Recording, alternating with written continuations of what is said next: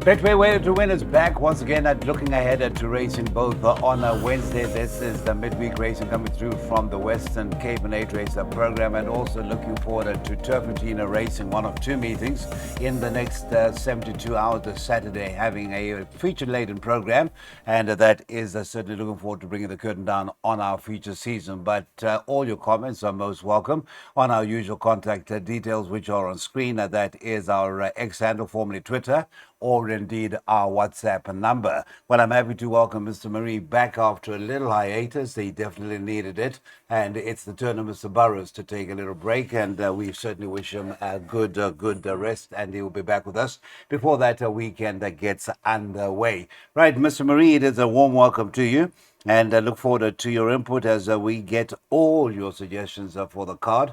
And I was just talking about the expensive first timer in race number one, unfortunately, is the scratching. That is the sixth lucrative, 1.4 million intended debut for Mr. Krabbier and Dean Kennemer. Anyway, the show must go on, and we go to race one. This is Hollywood Kenilworth welcomes you made in juvenile plate.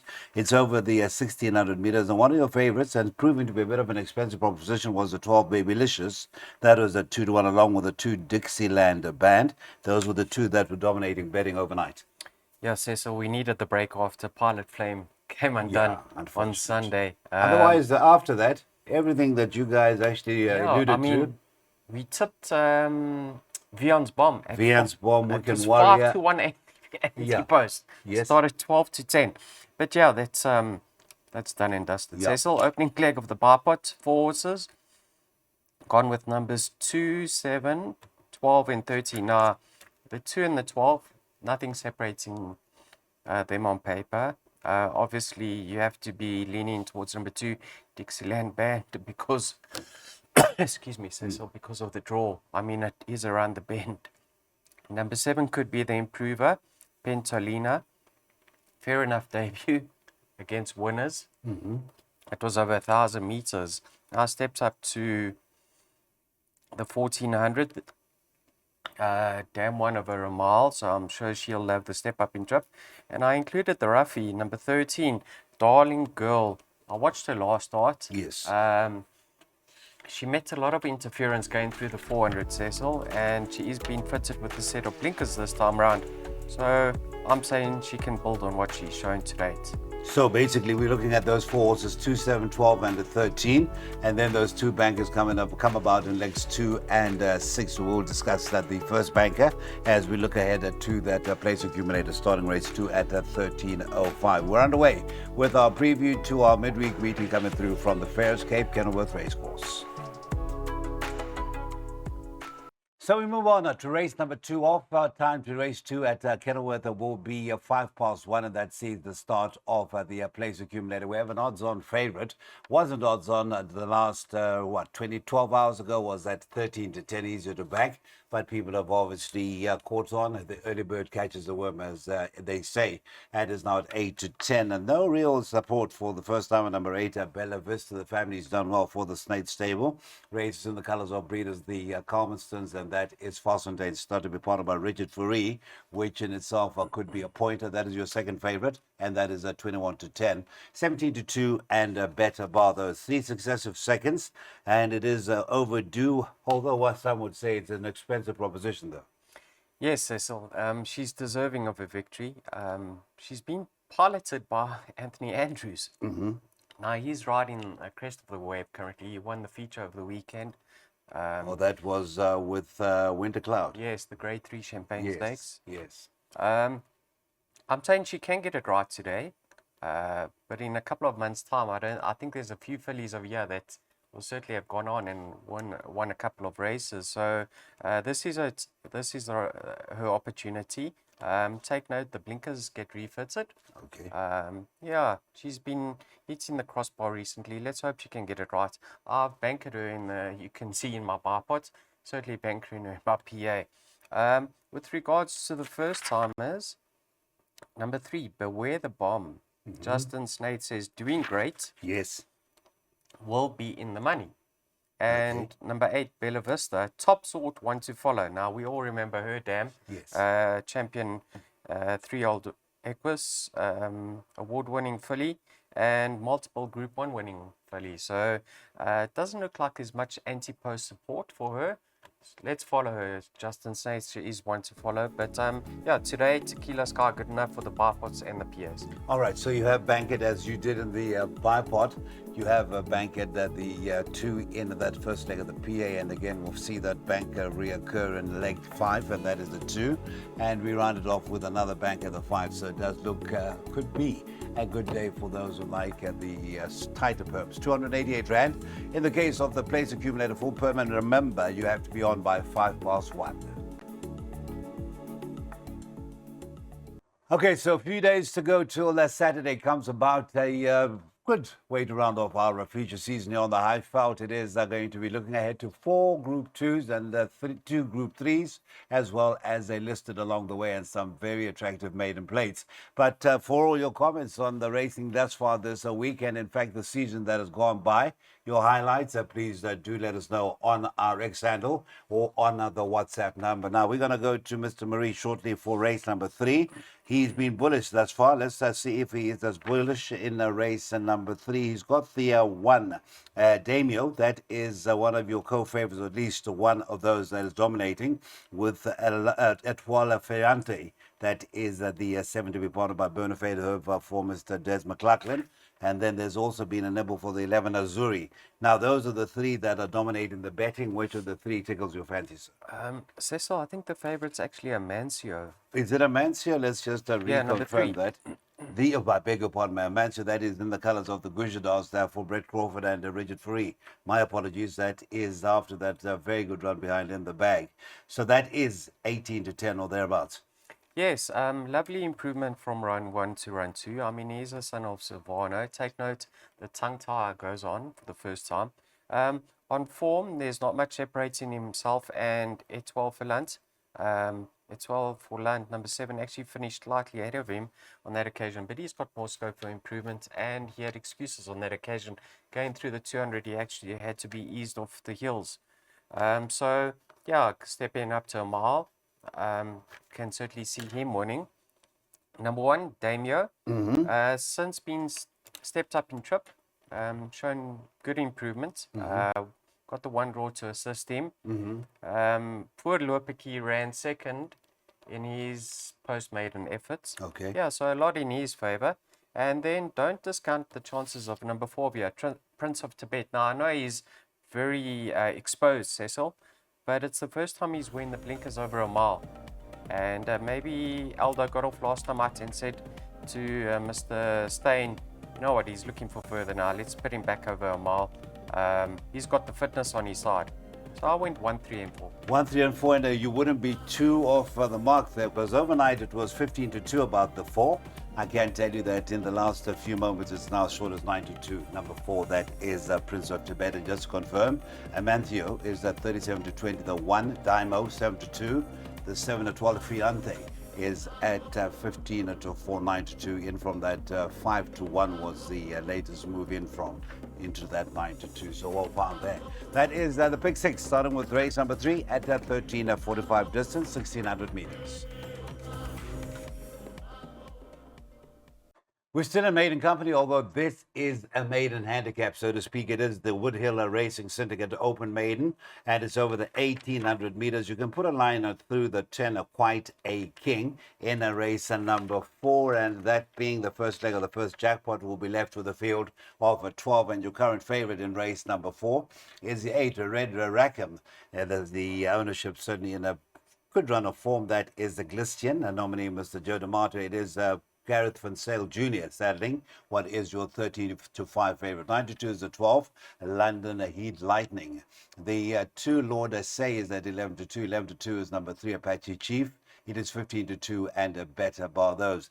Worthy favorite, number 8, Red Rackham. The fact that he's only got 50 and off his shoulder, I certainly believe he deserves to be one of the leading lights of your Cecil. A little bit wary about his latest form line. But yeah, I think the equipment changes have assisted him. And with no weight to shoulder, I can see him featuring. But I'll make this a very tricky event. You know, it is an open maiden. You got the likes of number 1, Bella's Pablo. He's only got 53.5 to shoulder, and the cheek pieces go on. Let's hope he can hold his position from the one draw. When I excuse me, Cecil. When I opened the book, I actually thought number 2 could be the right horse here, but then I watched his latest replay, and it wasn't appealing whatsoever. But maybe that was just a flat second run after the rest. Another one gets a little bit of pulling the weights. Third run off the rest, stepped up in distance. Let's see how he goes. Apache Chief, put a line through his last starts. I mean, he pulled terribly and the saddle slipped. Number 5, Nocturnal Flight, a little bit one pace. Maybe Louis will want to make more use of him because he was staying on in his latest. Yeah, so let's hope we can get through this race. It is tricky. It is tricky, and you've definitely underlined that with the 6 horses in that first leg, 1, 2, 3, 5, 8, and 9. That Banker Persistent race and number 7. We will be getting to that race number 6 rather. We will be getting to that very, very shortly. In the meantime, that is your first jackpot getting underway with an open maiden, and it is over a distance of 1,800 meters. Okay, just to highlight the fact that Mr. Craig Bantham is medically indisposed, and thus far replacements have been forthcoming for his engagements this afternoon. The latest is in race number 5, where the 5, Black Path, will now be a chance rider for Anthony Andrews, already given some good press by Mr. Marie, riding the crest of a wave. Grant Finico, by the way, replaces him in race 3 on the 2, Campanelle. The 4th race, number 13, State Capital, Jared Samuels. And now we've got the 5 in race number 5. And the last race, race number 8, number 6, so Wiley Jack. That'll be Grant Finico once again. Right, let's have a look at the betting for race number 5 as we get into that second and final jackpot. We leave the maidens, and there's a class 5 over the 1,400 meters. The 2 Ticking Bomb is at 11 to 4. Number 4, Veronique, 11 to 10, 33 to 10. 9 to 2, the 3, Grandiosa. The 6, Little Miss Pink. 17 to 2, 17 to 2, the 7, Fly to Rio. So open, looking class 5, as you would expect, Mr. Marie, fillies and mares, the lowly handicap. How do we tackle this 5th race? Cecil, interesting that you said we leave the maidens, but if you have a look who's at the top of the boards in the betting, it's a maiden. Okay. Ticking Bomb. Okay, we leave maiden company. Yeah, obviously Darren's not with us today. He's man down with bronchitis, Yes. but he has made some sort of contribution to today's meeting. Okay. He's tipped 2 horses. First one being number 2, Ticking Bomb. Yes. What's interesting over here is Richard's partner during her last couple of starts, and I don't know if he had the opportunity, but he's booked on number 4 over here, Veronique. Yeah, Ticking Bomb last time out, that form line's working out well. Plum Pudding won her post-maiden effort, and Green Isle also won from there. Interesting, there is an equipment change. Yeah, blinkers are off, number 1, and on the 2, the cheek pieces. Cheek piece has gone Yes. number 2. So maybe that can assist her further. Number 2, well, that is number 2. Number 3, Grandiosa, and number 4, Veronique. Not much separating the two of them. Obviously, Grandiosa is a 3-year-old Savannah filly. One would believe she can step up further, but the weight favors Veronique. She's 1.5 kilograms better off, and she also gets the services of Richard. So I'll put them both in. I've also included number 6, Little Miss Pink. Now, have a look at her rating. She's certainly come down from a 77 to a 70. I know she's got a big mass to shoulder, but you know what? Bernard won't put up too much dead weight in the saddle, and he gets on extremely well with his daughter of Elusive Fort. So I am playing wide of here. I'm actually going to be favouring number 6 of here, Little Miss Pink. Little Miss Pink, and of course, when you do find them at such prices, they normally are very worth looking at. It is Ticking Bomb. That is going to be an each-way selection, but I think if you're going to go the swing or exacta route, you've heard number 6, Little Miss Pink, has to be considered. I see you're all about Ronnie came out of one again the other day. Well done. That is Ticking Bomb, the each-way selection race number 5.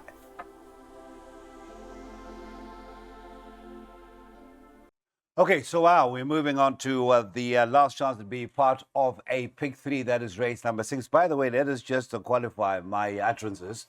Mr. Marie did say that in spite of being away, Mr. Burrows had suggested that Ticking Bomb was the one to be on each way. And as you heard Daryl, the value. Number 6, the Little Miss Pink, would be one that he would be more inclined to side with. So that is the two there.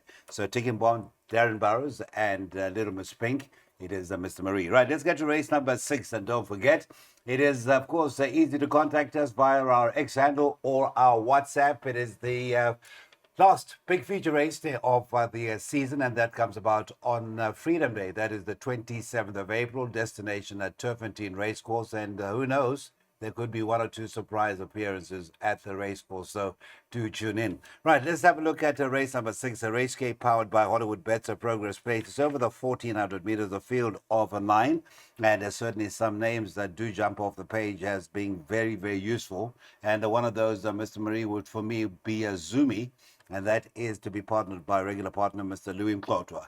It's Port Louis, though, in the same silks, same trainer, but Richard Fourie aboard that tops the boards at 31 to 20. 33 to 20 is another useful sort, Coastal Commander. The 6 Zil Morris, 13 to 2. 7 Zumi, 8 to 1, it's 11s and better bar those. Is it Zil Morris that has been a regular feature from Mr. Burrows? I think it has, and yourself. You went for it when it 1, 2, 3 runs back. And it ran third and second, so it's certainly been a model of consistency. Could have been him, could have been Ale Marie. Ale Marie, you see, Marie, this is Zil Morris, or Zil Marie. Did you see the other day a horse called Tanner Marie ran? I missed it. What is this in the Western Cape? No, Sean Terry, the first race at the Vaal. My daughter's name is Tanner, and obviously my surname's Marie. First race at the Vaal yesterday. Last week. Last week, I should have been there. Yeah. There was money for it. There was money, no doubt where it came from. Where that money came from, no doubt about it. No, not mine. Anyway, where would your loyalties be, and what is a very nice race on the afternoon? Cecil, this is a Progress Plate, so let's touch on the best weighted. Now, the best weighted is Coastal Commander. Yes. Now, he is 7 pounds best in ahead of Port Louis, right? And we're jamming. They second best joint. Okay. Then there's 8 pounds, which is equates to 4 kilograms back to Zil Morris. So Coastal Commander earned his rating over 2,000 meters, and he's returning from a layoff. I have my doubts with regards to his chances here. If he can do it, it will be on his class alone. But I'm looking at Port Louis as a strong choice here. Reason being, he's joint second best, Cecil. Yes. Okay. And he's joint second best with a horse that loves the wet in Weir Jamming. I'm waiting for the reins for Weir Jamming. Port Louis is back in the Western Cape. He's recorded 2 very consistent runs. He's very fit. He's got Richard from a 2 draw. Everything in his is in his favor. I think if there is one that can overturn him, it's Weir Jamming.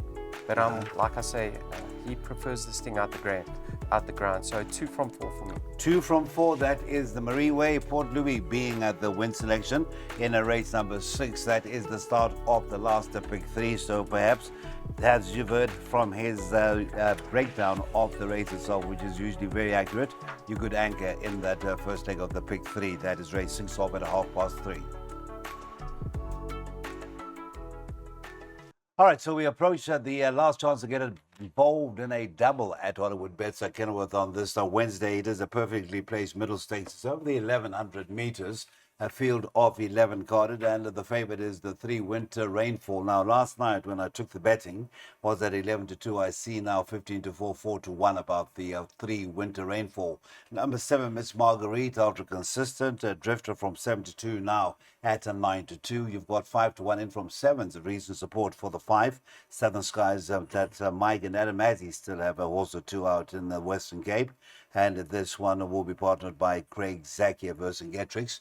It's 6 to 1 about the 1 distinction. And then the one Onisan, that has come in all the way down from 14 to 1, is now as short as 15 to 2. Mr. Marie, that kind of a field, 11 runners, but you did say that we have got some contributions from the indisposed Mr. Burrows. You already gave us one, that each way selection, that maiden, and Time Bomb, I think it was. And now race number 7, I believe he's also got a selection here. Yeah, that's the power or the influence of the Darren Burrows clan that has shortened number 3 Winter Rainfall. We've got to find a name for his followers. We've got to find a name. The Burrowites or something like that. Yeah, so personally, I thought she's better on a softer track, but on her best form, if she's moving well down to the starts and feeling good on the day, I can certainly see her featuring. I think this is a very open race. Distinction must have a chance. I've liked her last two efforts. She had excuses in both of them, and despite finding interference in her penultimate start, she still managed to get up. If you like her chances, you have to have respect for Miss Marguerite and Kinky Boots. Expected more from Pineapple Mint Green last month. Maybe a little bit too close to the pace. I'm sure Sean will get her to settle and run on in the latter stages. And then I like the fact that Knockouts has been rested, because I really thought she's better than her recent form. And if she's benefited from some time off the track, I can certainly see her bouncing back to best. So, in my opinion, a wide open event. But let's go for Darren Burrows' suggestion in number 3, Winter Rainfall. So you're turning us into Burrowites as well, huh? That's Winter Rainfall. That is the selection of Darren. And again, we look forward to his swift return. Each way selection in race number 7. And that is saddlecloth number 3. Well, once upon a time, I definitely was one of those who said it could never, ever, ever be done. And suddenly now we're looking at the 24th of April. And we are talking about Mr. Richard Fourie now just 75 winners away from breaking that long-standing Anthony Del Pesce record of 334 winners. And I think everybody will be pulling for him all and sundry. We do like champions to live up to expectations. Now, let's get to race number 8, the 13 Woodsworth, and the 12 rather, Woodsworth, is the last of Richard's rides on Wednesday, as it so happens, and that is for Mr. Greg Gagnon. 3-1, 9-2. There has been a bit of support for the 10 Why Not Jackie. 11-2 is the 8 Whiskey Bravo. The 5 Shifting Path, 13-2, 13-2, the 6 Wiley Jack. So Wordsworth, Mr. Fourie, 2 rides, and there's been a second from those 2 rides thus far, drawn 12. It is a distance of 1,100 meters. We are at Kenilworth, so that is not too much of a factor, barring where the going is. Yes, Cecil. I've certainly taken my chances in the last race, Yes. number 8. You would have noticed I've Shifting Path. bankered Shifting Path in the pick sixes, in the jackpots, and the place accumulators, or place accumulator. I'll tell you why. His first start for Pit Buerta, you can just put a line through it. Mm-hmm. Aldo Domea never moved a muscle up the straight. He was continuously balked. So I thought that was an excellent exercise gallop on his behalf. He's been backed up very soon. I'm not concerned about that whatsoever. That would have just brought him on in leaps and bounds. And I'll tell you what, and I've said it before, I love seeing Pete Buerta have winners. Yeah. I mean, it just puts a smile on my face. So I'm hoping he can Why get is it that? right. He's got so much enthusiasm and passion, I believe. So And he's a horseman. It seems to be a horseman of note, huh? when I was young and I used to follow him when he was a jockey. Oh, lovely. Yeah, I always used to include him. So he's certainly done me a good few favors along the way, and I'm hoping Shifting Path can fall into that category over here. It is a wide open race, but at 7-1, I'm going to be having a nibble. I just think he's way better than that last start. He certainly had excuses. If you don't want to banker him like I've done, you have to include so many, Cecil. Yes. I mean, the likes Can you of just give us Winter a list Frolic, of 3? Lover's Lane can even be included. Yeah. Wiley Jack has Yes. to go in. Whiskey Bravo. By the way, you know that it is Mr. Grant Finico aboard now. Yes, Wiley yes, Jack, yeah. yes. And then Wordsworth. So, like I say, it's banker or field. I'm going with Shifting Path. I think he does have a strong chance of getting it right. That is the story of the last race. That is number 5, a Shifting Path. And what I have learned from sitting next to this man, and indeed listening to our telephonic randomness, Mr. Burrows, if they don't come that day, especially at big prices, just keep a note of them. Case in point, Tuesday, Leo Alado was the case in point. He liked it last time out, and it came through to win it around 15, 16 to 1. He could have got 20 to 1 in the morning. Well done to the followers of Daryl Marie, who stuck to that. I was one of those. and we benefited very, very slightly. That has been racing on Wednesday. We'll be back with a preview of Thursday racing. Mr. Murray will be joining us in that preview for Thursday racing.